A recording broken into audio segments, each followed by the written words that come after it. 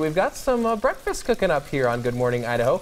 Some Easter breakfast with Thrifty Thursday and Jessica Hacker. Thanks for joining us this morning. A little holiday theme once again. That's right. You've been telling us at your family, you do the boiled egg thing, right? We do. Yep, we do the boiled eggs. I don't hide them outside. I hide them in the house. Okay, the Easter bunny. This is the debate going on this morning. I guess maybe I never knew I would stand alone on this, that hid the boiled eggs outside. Anyway, you have all the dyed eggs, and of course they're left over after that. Yeah, and you have so many of them. I know. I mean, my dozens. kids. Yeah, you do dozens of them. So of course you're going to do the hard-boiled eggs and maybe some sandwiches. But this one's really fun. This has been a tradition. Actually, my husband taught me, and we've done it.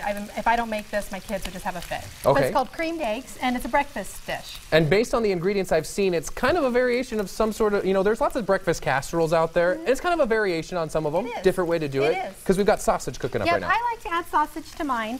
I love that extra little flavor. What you want to do is go ahead. I've got a pound of sausage that I've cooked up. You don't want to drain the grease out of it. Okay. Now, this is the trick to make the most amazing creamy gravy that's not lumpy with your flour. Is to leave the grease in. Interesting. And this is where you add it. You don't add your milk first. You add your flour now. And the flour is going to absorb all the grease. Okay. And so it pretty much just turns in, So you're just making all the gravy with all the sausage, not trying to separate the meat and then the sausage later or anything. Nope. And by doing this, see how it sucks up all of the grease? Yeah, and the sausage looks dry, so to speak, now. And I have about half a cup of flour in here. You might need less or more depending on how greasy it is. Okay. But do this. And now this is where you want to go ahead and add the milk. Go ahead and add the milk then. Yep. And by doing this, it doesn't get lumpy because the flour has already been absorbed by something. Nice. And nobody likes lumpy gravy, let's be real. Now I can tell this is at least 2%, right? Yep, it is. I'm assuming the higher fat content, the better cream you're going to get in there. Yep, it is. It's 2%. And so this way, and then you go ahead and add the eggs. There is a dozen hard-boiled eggs. Which is nice because you're using 12 of them. Yes. You don't have to worry about having, 97 more sandwiches. Oh, I'm splashing some milk everywhere. Why don't you scoop them in there softly? And these are already chopped ahead of time, by the way, as you can see, everybody. Yep, just go ahead and put those in there. And of course, they're colored. They'll be just fine. Yeah. And then I like to add pepper and salt, to taste. Okay. Of course, you can add more or less. And this is something, I compared it to one of those casseroles. It's not a casserole. It is going to stay in the gravy format, right? Yep, it is. It is. And you just want to put it up on medium-high heat and get it to boil. And by doing this, then the flour and the milk, it'll thicken it right up for you. And of course, the yolks from the eggs will help thicken it as well. But let it sit like this for probably about 15 minutes or so. Once it gets to a rapid boil, and then just let it sit. Make sure you don't let that milk burn on the bottom either. Just stir it occasionally. And then when you're done with it, you like to serve it up on top of something too? Yeah, put it on some toast or biscuits or hash browns is our favorite. My gosh, that sounds good. And I've never had one of these with the boiled eggs. It's usually the scrambled eggs. Yep.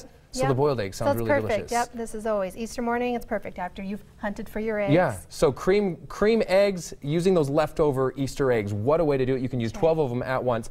And we're going to have some Easter fun as well when Thrifty Thursday continues in the next block. Some things for the kids and those gosh awful peeps. You got to find out what to do with them, right? All right, peep shows coming up next. Just to finish up the last one we made, those creamed eggs to serve over your biscuits, Jessica.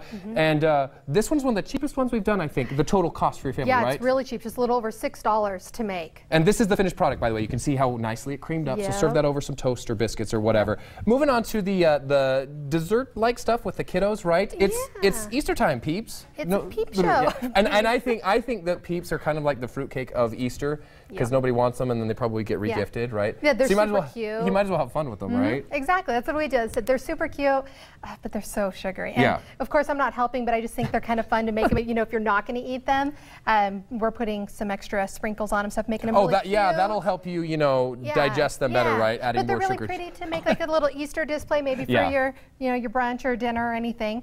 What I've done though is just melted some chocolate. Okay. If you don't have a double boiler or you don't want, you can use the microwave, but just take a pan and a bowl that's safe to be in the microwave. I've got some water in the saucepan and it's boiling it, and I've pretty much made my own double boiler by this. It's just going to melt the chocolate really slowly. And then you just dipped a peep in there at the bottom and then kind of added some sprinkle decor, however you want to do it that way. Go ahead. So simple enough just to dip that in there. Just dip it in there. Just like that, and then I'm going to let it set while we add some sprinkles. And there's some other ideas. Of course, mine's never going to be as pretty as yours, but some of the other ideas.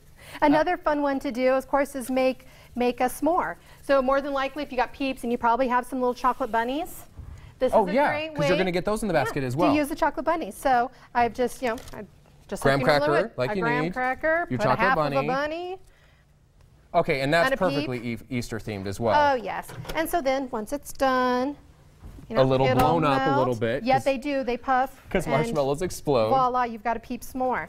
Or, of course, marshmallows, a common place for them also is some hot chocolate, right? That's right. So, really, I mean, it's stuff that's just simple uses of them. And you're not doing anything fancy, but hey, you could have a peep in your hot chocolate. Hot chocolate, yep. That you're doing as well. Go ahead and see if this guy starts melting. Yeah, duckies swimming there in the chocolate. Some great ideas for the stuff that you have. And so, like we said, we've got the recipe for the creamed eggs, all those leftover eggs. This will use up a dozen of your leftover eggs. And even more if you're making a bigger batch. Wow. So. We'll have that on our website, idahoonyourside.com. Head to livingonacoupon.com too, and you can see all of Jessica's ideas along with those recipes.